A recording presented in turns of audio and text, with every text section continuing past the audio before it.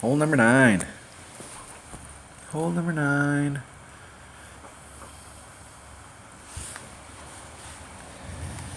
Okay, I'm trying to get to a spot right here. I'm trying to get to a spot that's right behind that bush, right in this area. Okay, that little square area right there. Extra mile. Okay. Extra mile, Titan, and a Viper. So I only have a Viper in this bag. Extra mile, sniper, and a Viper. Well, my Viper, because it's got great ball guide, and it's slightly more accurate, but it has great ball guide. I'm gonna bring a Titan. My extra mile is just a little. It's starting to get to that point where it's getting some topspin, and topspin's what it's missing.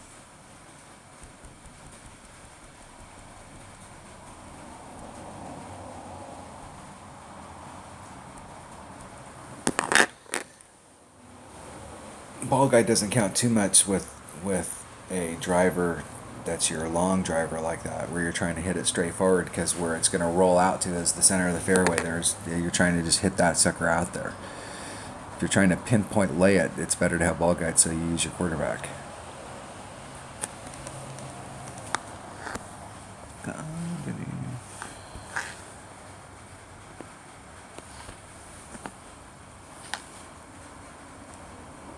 Okay, you can see where my second bounce is.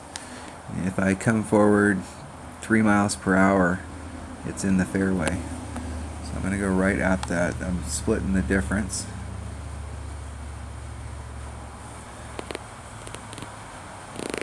I'm going to put some curl on it, and I'm going to put just a little teeny bit of overpower. And I hit it great on the outside, great to the left. So this is the same shot that I did in the front 9. I hit it great to the left, and I ended up in the rough over there because I was trying to hit it straight down the middle, and I was trying to hit it straight.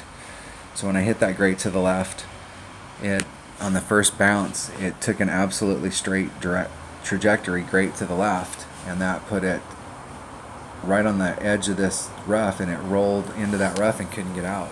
It wasn't deep into it, but it was just right along the edge. It looked like it was going to get out for a second, and it just couldn't get out.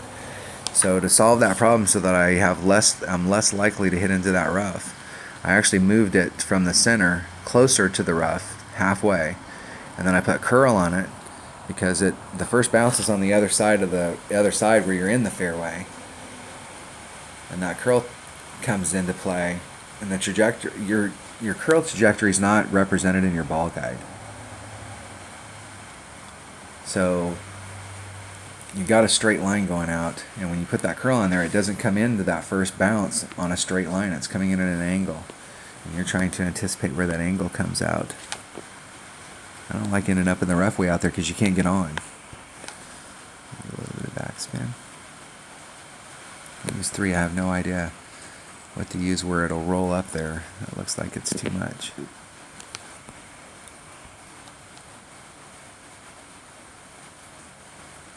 Three.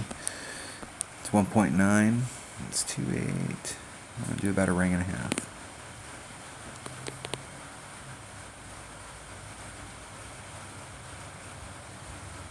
And I hit it great to the right. Great to the right. Great to the right. That's like 15 great to the rights in a row. And my backspin there, I had 3 backspin on there, and I didn't need, from where I'd set that up, I didn't need 3 backspin. I only needed maybe 2, and I could have got that distance.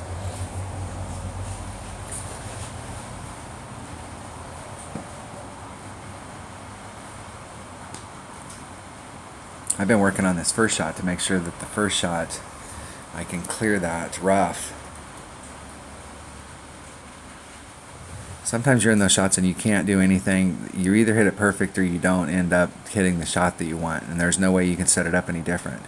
But there's a lot of these shots out in the fairway that if you hit a great to the right and you ended up in the rough, you could go back and look at that shot and go, hey, how could I have set that shot up so that if I'd hit it great to the left, I would have made it. But I still would have made it if I hit it perfect, and I still would have made it if I hit it great to the right. And if you can find that spot out there on the course so that when you're setting it up for whatever club you're using, you're trying to get to that optimal spot, the deal is that you almost can't not end up in the fairway. And if you can play fairway to fairway to fairway to green to fairway, green, fairway, fairway, green, green, fairway, and you can play that, you're not going to have to play as many shootouts because you'll just beat people more out on the course. Or you'll force more shootouts within your game. Maybe you made a mistake and that's why you lost. Maybe you're really successful at shootouts, but you lose when you make the mistake out on the course. If you can eliminate some of those mistakes, then you're going to beat more people.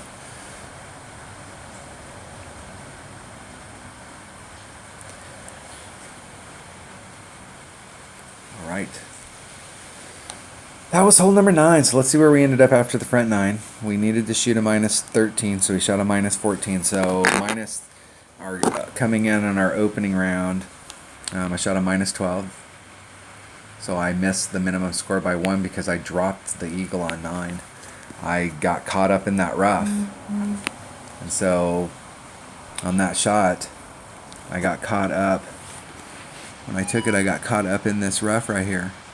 So my original shot setup, if I draw the trajectory, so I get an idea, you're coming this way right here, right through the center of that area. So that line was going like this, right through the center. I hit a great, so I didn't put on any curl, and I had just a titch of side spin, but I don't know which way, probably this way. But I didn't put on any curl. So that means that when I hit the ball had no movement on it. And so if I hit it perfect, it goes along this line. But if I hit it great to the left, it's going to hit right here, a little great to the left. Which means that on the arc, I hit it at this angle, so it's going to go off in whatever angle that is, and there's nothing that's going to stop it. I did nothing to the ball. I put no movement on the ball to make it stop doing that.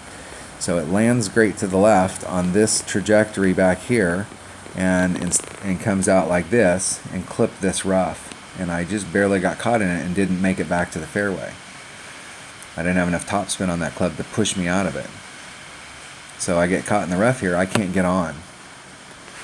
So to fix this, so that I'm not always going to the left when I hit a great to the left, what I did was I take the center mark.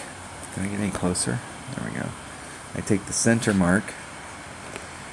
Here's my outside edge, here's my outside edge. I took from the center and I went a quarter of the way and halfway to this side. And that's where I set my shot up now. So I'm closer to this, but I still have plenty of room. And then what I did was I took here, now I'm here, I took and added max curl. So when I take this shot and it's coming out to the first bounce right here, and this is a perfect going straight, and then I hit that shot here and I hit it great to the left. So if I hit it perfect, it goes straight right through that center area. If I hit it great to the left, based off the ball guide, it would land in this rough, but curl is not represented in ball guide. So instead of the ball coming in on a straight arc like this, the ball's coming in like this. It's coming in at an angle. And so instead of it landing here and just going straight into that rough, it's coming in at a slight angle, and it will come in great, it'll come in like this, and it'll look like where the perfect was supposed to be. And if I hit it perfect, this is actually where perfect's going to end up with that curl.